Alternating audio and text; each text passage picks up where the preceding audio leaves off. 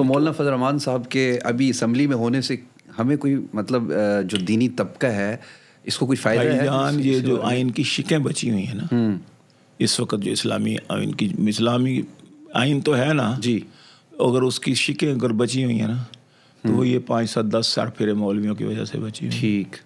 اگر یہ نہ ہوتے تو اس وقت موجودہ آئین نہ ہوتا. آپ کو معلوم نہیں ہے شاید کہ ایک کمیٹی بنی تھی، کیونکہ ہر روز کوئی نہ کوئی نیا قانون، نیا کوئی آئین سازی کے لیے نہ کوئی بل لے آتے تھے یہ جو لبرلس. اور وہ لبرلس ساری پارٹیوں میں ہیں، سب میں، ساری دنیاوی پارٹیوں میں سب میں موجود ہے. سب کوئی نہ کوئی نیا لے آتا تھا قانون. حتیٰ کہ اسمبلی کو فیصلہ کرنا پڑا اسپیکر کو کہ آئین کو سرے سے تبدیل کر دیا جائے. تو اس کے لیے کمیٹی بنی. ٹھیک. ہر جماعت کو ان کی تعداد کے مطابق، استعداد کے مطابق ان میں سے نمائندے لیے. تو MMA سے بھی لیے گئے. ٹھیک. جمعیت کے بھی نمائندے تھے اس میں. تو پھر وہ کمیٹی کے اوپر ایک کمیٹی بنی جو یہ فیصلہ کرے گی کہ کون سے ترمیم منظور کرنی ہے، کون سی نہیں کرنی.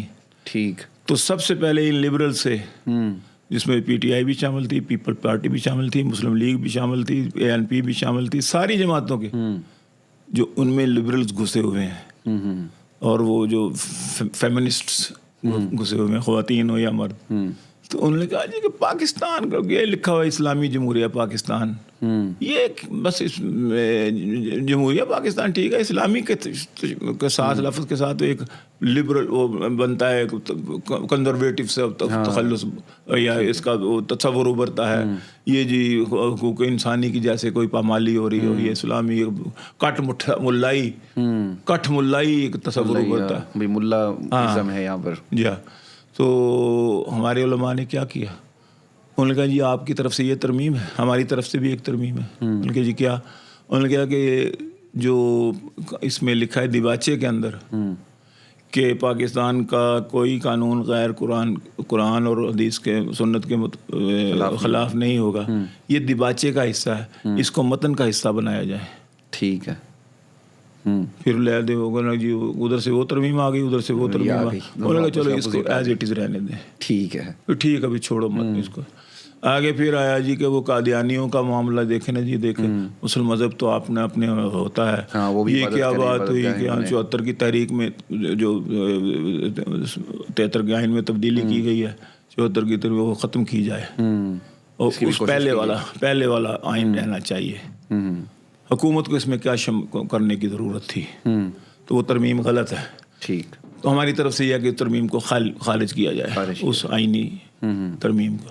ہمارے علماء نے کہا، مولانا صاحب نے کہا، انہوں نے کہا کہ ہماری ترمیم یہ ہے ہماری طرف سے کہ اس وقت یہ کمی رہ گئی تھی کہ جو لوگ مرتد ہوئے تھے ان کی سزا کا تعین نہیں کیا گیا اس میں.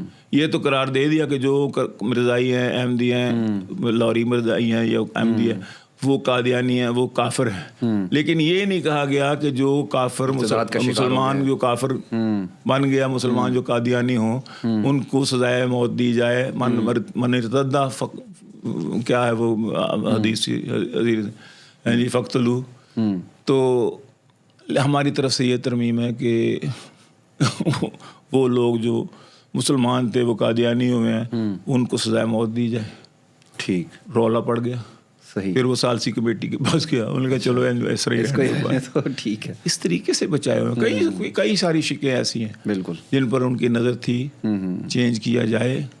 تو الحمدللہ کوئی قانون غیر اسلامی نہیں بنا سکے یہ نیا، الحمدللہ، اور نہ کوئی تبدیلی کر سکیں. مولانا کہتے ہیں کہ بس ایک ہمیں افسوس ہوتا ہے کہ ایک میں ہم کامیاب نہیں ہوئے.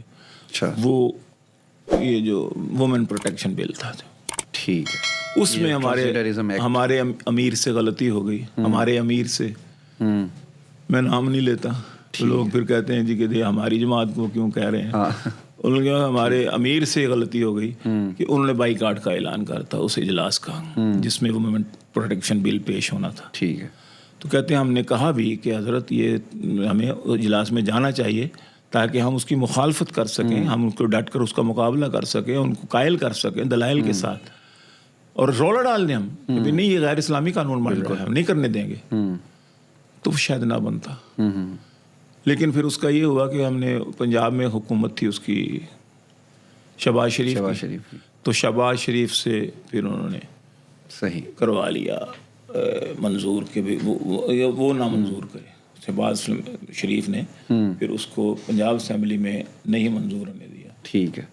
تو یہ مقصد علماء اگر موجود ہوں گے تو آپ کا یہ کوئی نہ کوئی کام تو ہوتا رہے گا. یہ ہماری شکیں بچی رہیں گی جو ہمارے بچی رہیں گی, نئی نہیں بنا سکیں گے تو کم از کم یہ تو محفوظ ہونا, محفوظ رہیں گی.